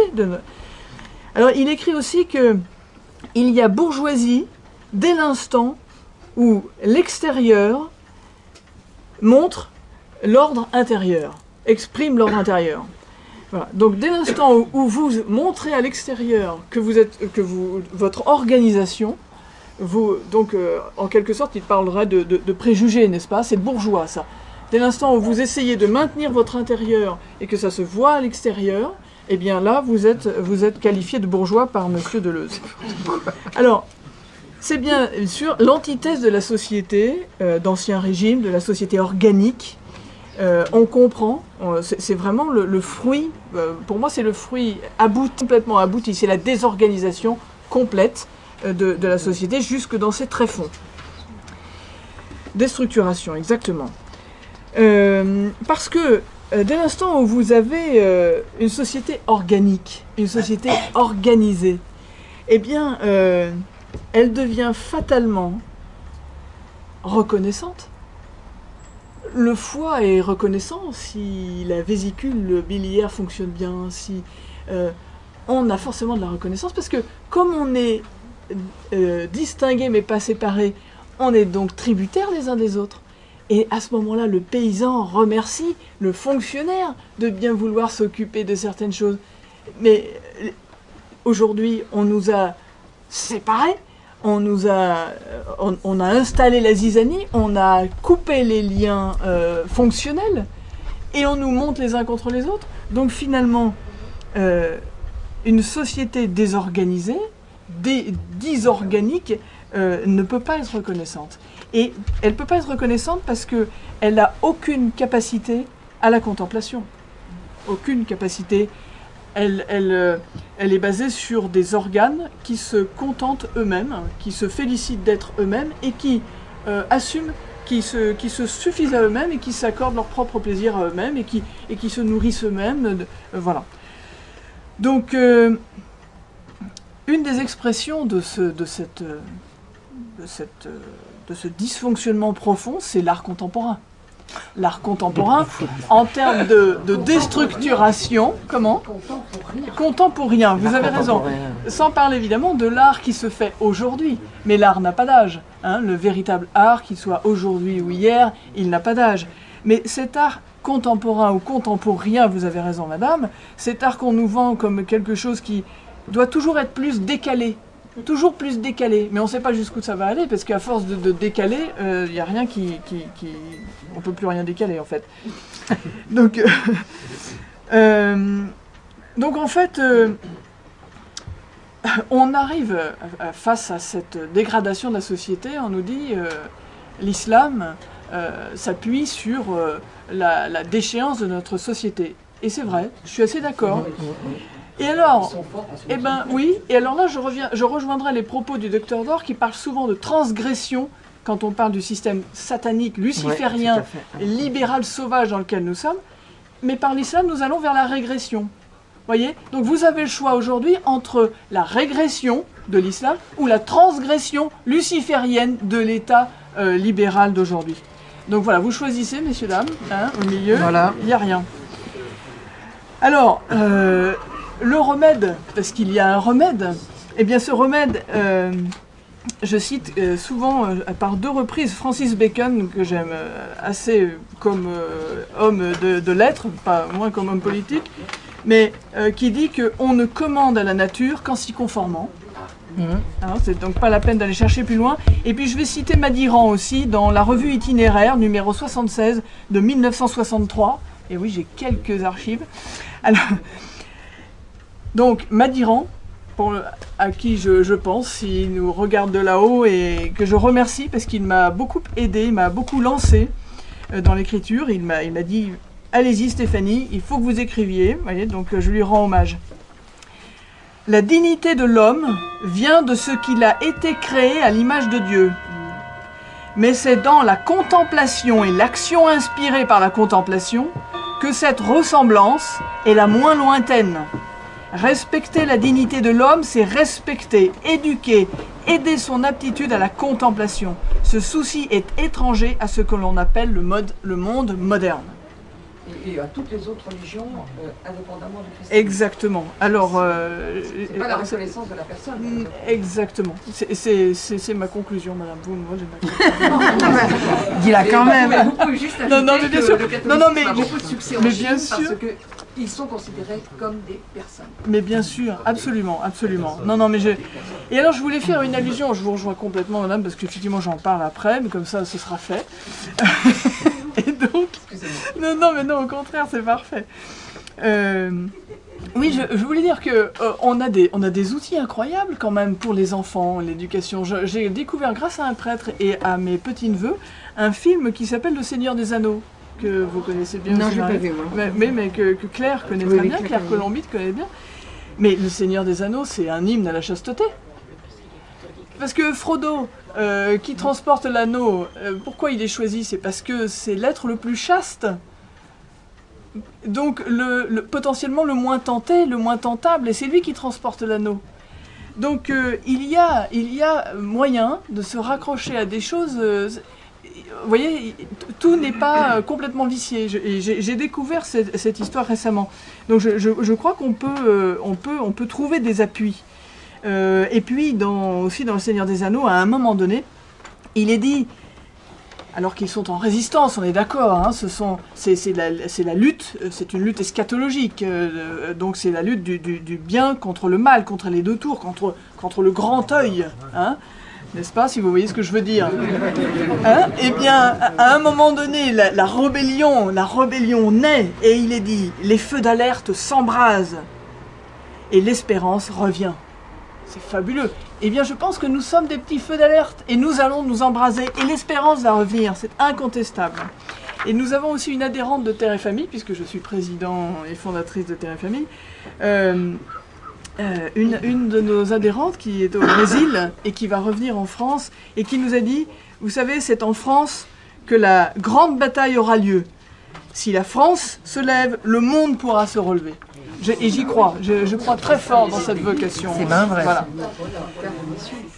Alors, dans le livre, je vais peut-être aller un petit peu plus vite là maintenant, dans ce livre, La chasteté ou le chaos, il est évident que je remonte à la Genèse, je remonte à Adam et Ève, que si Ève a été donnée à Adam, c'est pas seulement pour faire le ménage, hein, quand Dieu crée Ève, c'est pour lui donner une aide, mais pas une aide ménagère, vous voyez, c'est sur le plan spirituel qu'il faut prendre la chose, je le dis parce que... il faut le rappeler, de temps en temps. Et alors, pour en revenir à la sodomie quand même, qu'est-ce que c'est finalement que la sodomie?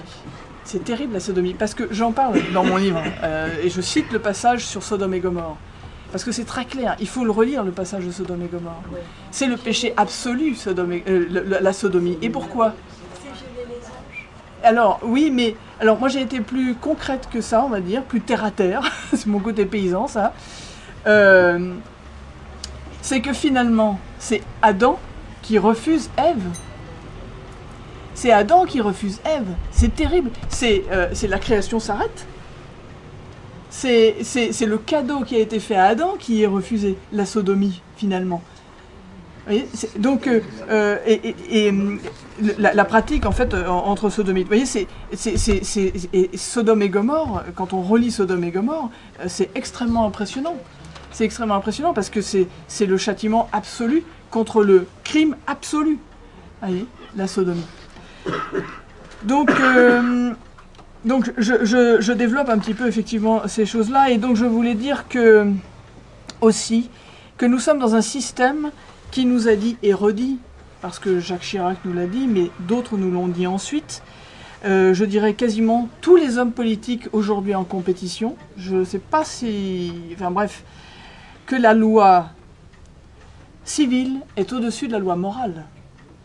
Donc c'est gravissime, parce que ça, avec ce fichu laïcisme mis à toutes les sauces, c'est quand même ce qu'on nous vend. C'est qu'il n'y a pas de loi morale au-dessus de la loi civile. Donc Donc là, attention. Attention à ce que nous allons vivre, à ce qu'on ne nous donne pas le choix de vivre d'ailleurs, puisque ce système républicain est complètement clos et empêche toute transcendance, puisqu'il est complètement narcissique. C'est un système pervers, narcissique, qui s'adore lui-même, un système luciférien. Et je citerai aussi Jean-Marie Le Mennet, qui a dit une phrase assez fantastique. Il a dit « Une loi contre nature n'existe pas ». Et enfin, pour terminer, vous savez que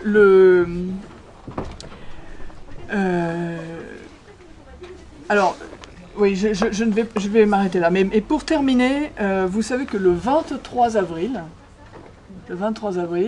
c'est la Saint-Georges. Et la Saint-Georges, qu'est-ce que dit Saint-Georges à Dioclétien? On est au IVe siècle. Il lui dit, alors que Dioclétien lui dit, c'est l'empereur, on est en pleine persécution, très grave, très, très douloureuse, et Saint-Georges décide de tout laisser, fortune, esclaves, tout, il laisse tout, et en signe de rébellion, de réaction contre ce qu'impose l'empereur. Et l'empereur lui dit, mais enfin non, tu peux pas faire ça, Saint-Georges, tu auras les honneurs, les prébendes, etc. Mais abjure, renie le Christ.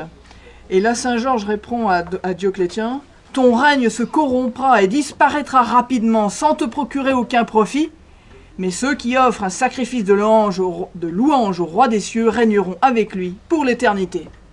Voilà. Amen.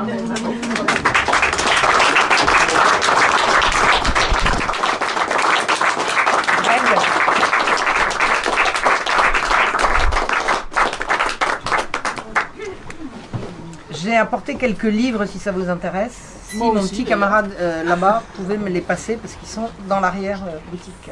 Et vous aussi. Voilà, voilà. Oui, j'ai quelques livres également aussi. Alors je suis très heureux de cette conférence. C'est un sujet très important. Et il faut voir qu'on vit un combat apocalyptique, Oui. par certains aspects. Et si on est chrétien, revenir à l'Ancien Testament, la haine entre le serpent et la femme. Quelle est la vocation de la femme? Qu'on soit chrétien ou païen, un vrai païen. Je parle Cicéron, l'Antiquité grecque, latine. Être vierge, mère ou épouse. Et si on n'intègre pas en fonction de son état de vie ces trois éléments, on est un déchet. Et nos sociétés ne se relèveront que si on restaure la dignité de la femme, on refuse sa chosification. Alors c'est tout l'héritage, bien sûr, du XVIIIe siècle, de Derrida, de la déconstruction. Et pensez à un auteur, un grand philosophe belge, Marcel de Corte, qui notait, juste après-guerre, que la crise philosophique de notre époque, le refus de l'altérité, amenait à une pensée homosexuelle. Alors qu'à l'époque, il y avait quelques tarlouses, mais enfin, ils se cachaient. Ça ne se propageait pas comme la vérole comme aujourd'hui. Une société ne se relève que par le don total de soi. Et je vais citer une réflexion qui me revient à l'esprit, de Baudelaire. Il y a de nobles sur terre que le poète, le prêtre et le soldat. L'interprète des dieux, l'homme qui sacrifie, et l'homme qui sacrifie se sacrifie. Tout le reste est fait pour le fouet. Eh ben. Et j'ajouterai une autre réflexion de Baudelaire dans ses notes intimes, où il dit que le bourgeois mangerait avec volupté un poète rôti, mais que sa femme, il serait capable de la vendre pour préserver son coffre-fort.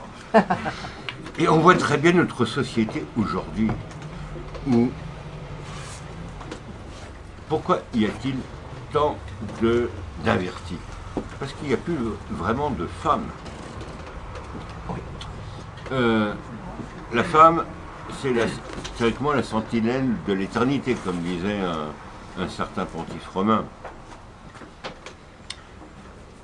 Donc si on ne restaure pas les vertus militaires et familiales, mais on est fait pour l'esclavage, c'est-à-dire les projets que vous avez évoqués, mondialistes.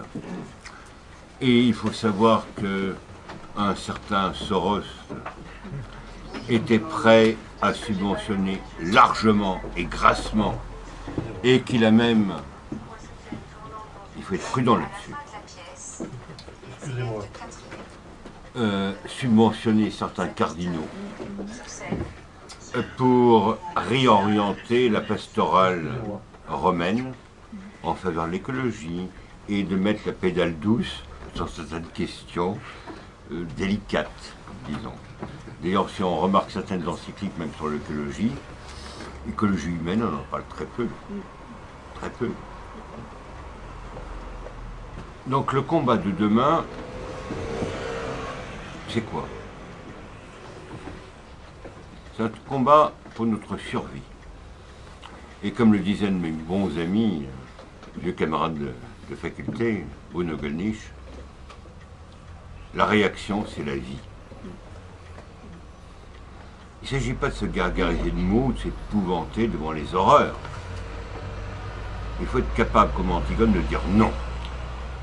Il faut être capable, comme le rappelait le Saint-Père Benoît XVI, qu'il y a des points non négociables. Et dans quelques temps, peut-être la France va s'enfoncer encore plus. Et il faut se rappeler aussi que vous avez parlé de la chasteté, de la virginité. Ces deux notions sont étroitement liées. Dans l'Église primitive, la virginité était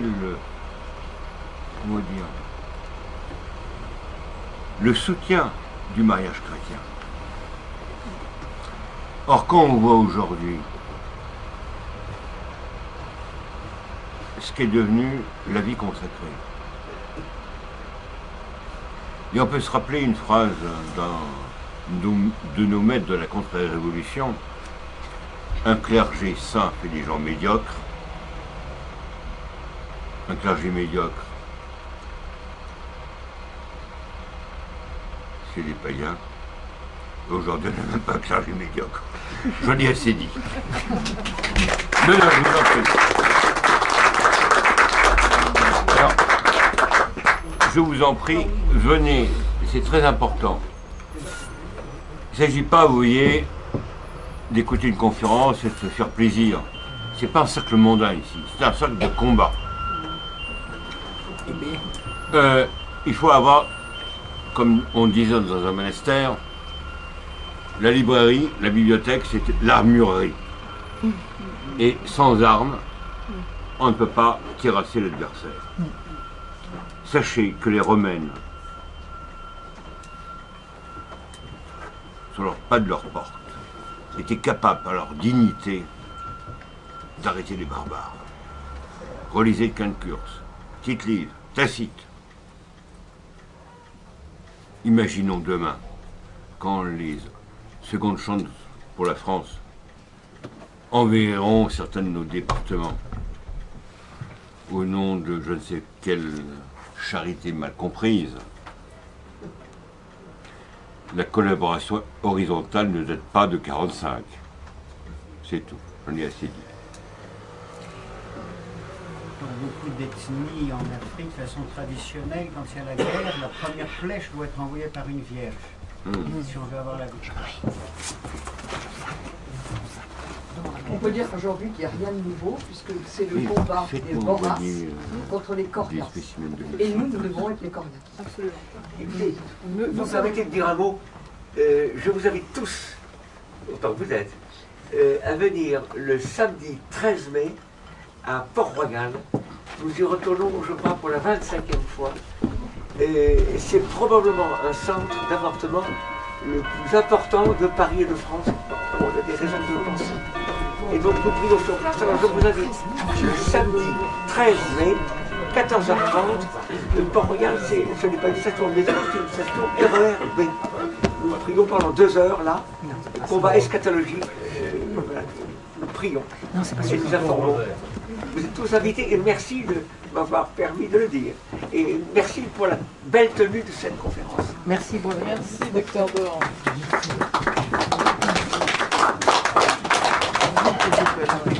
Voilà. Y a-t-il des questions? Est-ce qu'il y a des questions? Non, il y a une remarque de vocabulaire que je me suis faite, Oui. parce que la perversion passe beaucoup dans le vocabulaire. On nous a dit que le mot pédophilie était récent, mais le mot exact, c'est la pédérastie. Oui. La pédophilie, étymologiquement, n'a aucune dimension sexuelle. On nous interdit maintenant d'aimer les enfants pour les enfants.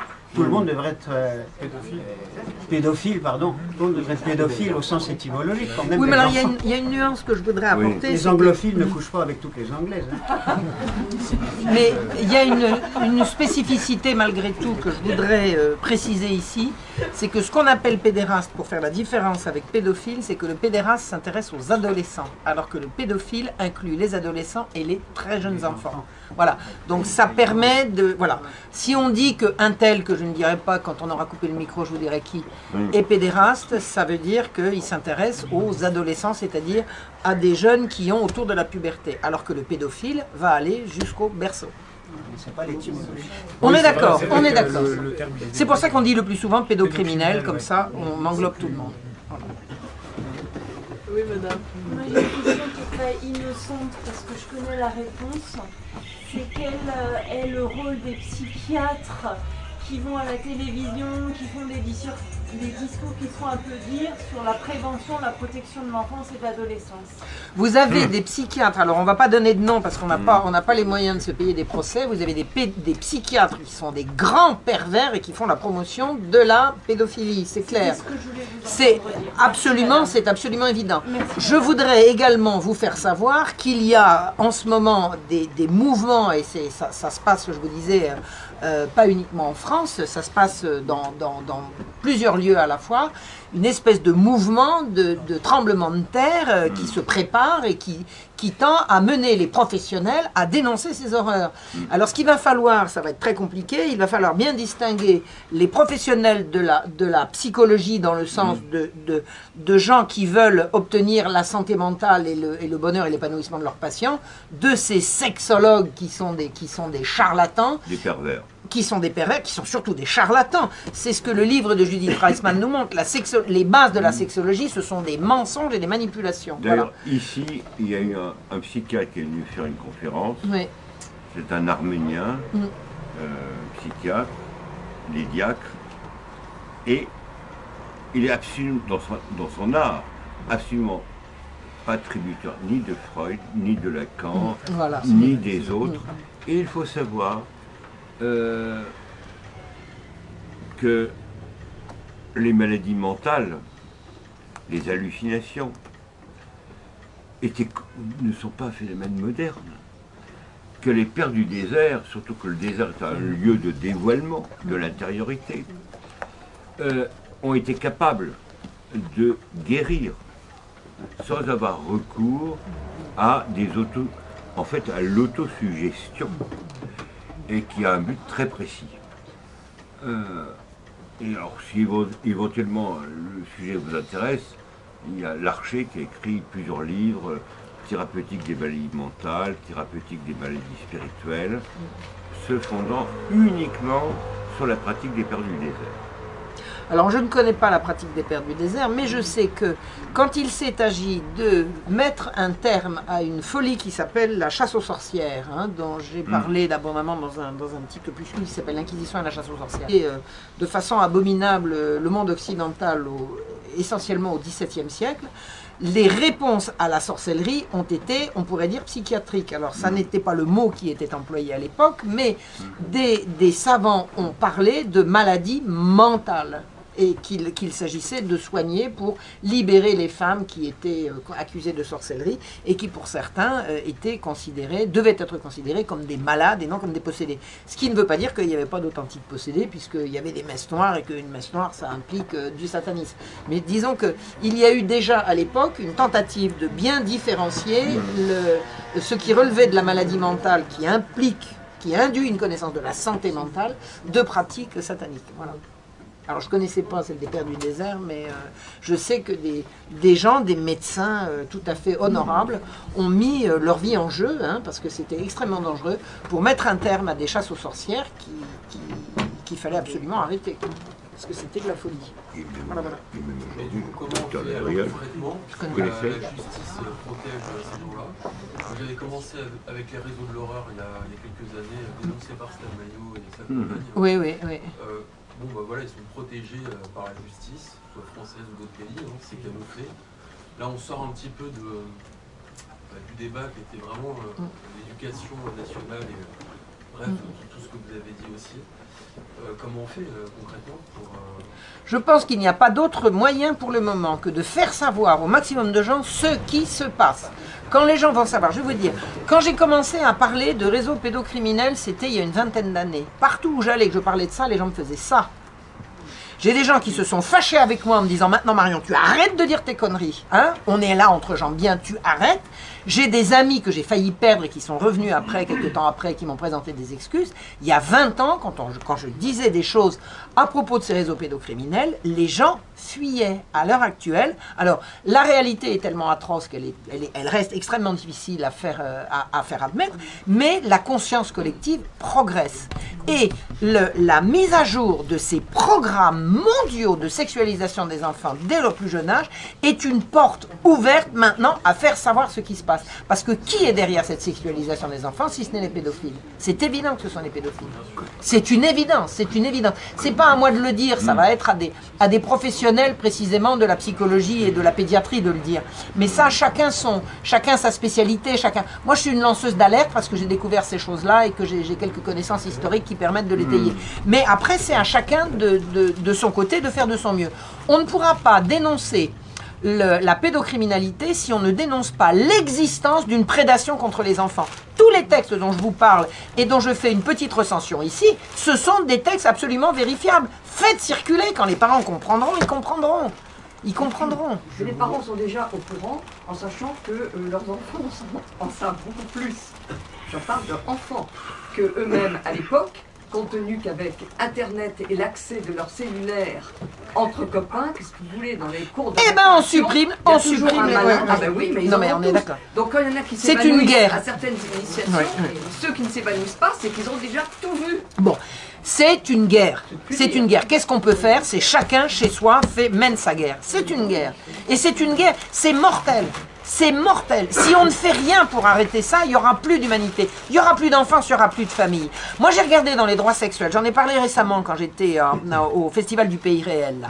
J'ai dit, il y a dans les droits sexuels, et c'est en train de devenir une réalité, un droit accordé aux enfants qui consiste à pouvoir récuser l'autorité de leurs parents si leurs parents remettent en cause leurs droits sexuels. Oui, c'est-à-dire qu'un gosse va pouvoir dire, oui, monsieur le juge, oui, le monsieur, là, c'est lui avec qui, c'est lui que je veux qu'on entende, mon papa, il n'est pas d'accord avec moi. Et on pourra retirer des enfants à leur père pour le donner à des prédateurs. C'est dans les tuyaux, c'est déjà là. Alors, je sais que le mal est déjà très très avancé.